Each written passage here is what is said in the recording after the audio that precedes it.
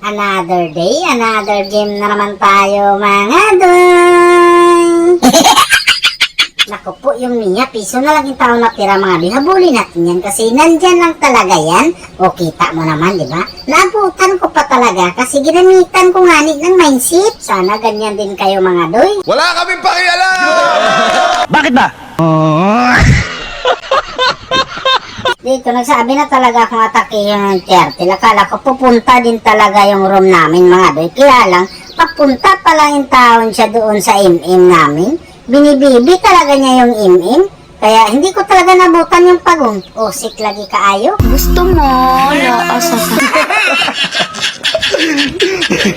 Nakapag 1 by 2 pala yung siselyo namin dito. Kaya agad-agad ko nang pinuntahan mga doy. Ay hindi pala 1 by 2. 3 by 1 pala yung ginawa niya doon mga doy. Kaya tinulungan ko talaga.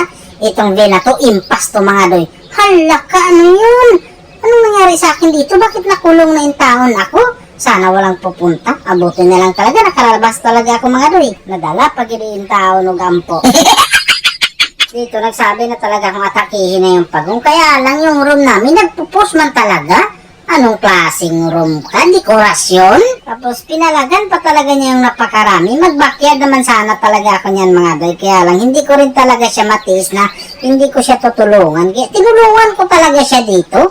Kaya lang yung pagtulong ko mga doy, napasama pa in taon. Anong klaseng tulong ba to? Charity? Madaldal ka eh. Nakakahiya kasi. Cameraman, bakit ko Grabe talagang mindset ng room namin dito kasi nagpo-post talaga siya. Andun siya sa top mga doy. Doon siya naghahanap buhay kasi nagpo-post talaga siya. Nakipag 1 by 1 doon sa MM. Tapos kami dito nagkagulo na yung taon talaga. Hindi ko nga alam kung mananalo ba kami dito sa digmaan na to or mananalo kami. Sa dami ng ginawa ko dito, bakit nakaisa lang ako mga doy? Pa ba sapat? Kulang pa ba yung ginawa ko mga doy? Ganun ba yun? Anong nangyari talaga dito? Naglilito talaga at naguguluhan talaga ako mga doy. Yung MM, yung sumasama sa amin sa class. Tapos yung room namin, ando, nakipag 1 by 1 talaga kay Mia. Ando lang talaga yung taon siya sa Goldlin mga doy. Ang lupit mo Kalia, sana walang magmana sa'yo. Bibiglain ko yung Mia dito mga doy. Manood kayo kung paano kung gagawin yan ha. Kita nyo nawala yung taon yung Mia. Ano yun mga doy? Nag-ultimate yun? Hindi ko nakita eh. Ang daya mo Mia. Gulatin lang kita. Nag-ultimate ka na. Sorry.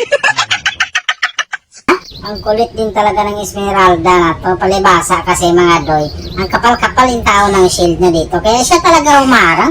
Tapos nag-ultimate yung Baler.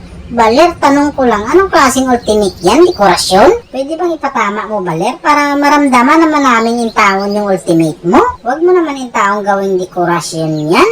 Ay, nako.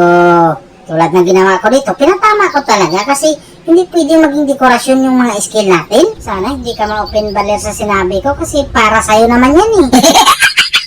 Dito, sinabihan ko na yung meme namin na atakihin na yung malaking malanap. Pero alam din talaga ng mga kalaban mga doy na atakihin namin yung malanap. Kaya kita nyo naman siguro, di ba? Nandito talaga sila para maghanap ng sakit ng katawan. Kanina ka pa kasi talaga Esmeralda, ang kulit mo talaga. Kaninong lahi ka ba para maiwasan man lang namin to? Sus Mariusep, kawawa itong sinapit ng Baler doon mga doy. Nag-shadow boxing na nga yung badang. Binalibag pa talaga ng Kalia namin. Sus Mariusep, hindi na yung tao na awa. May konsyensya pa ba kayo? Pairalin nyo naman yung maximum tolerance nyo. Kaya dito, narinig ko na naman yung victory!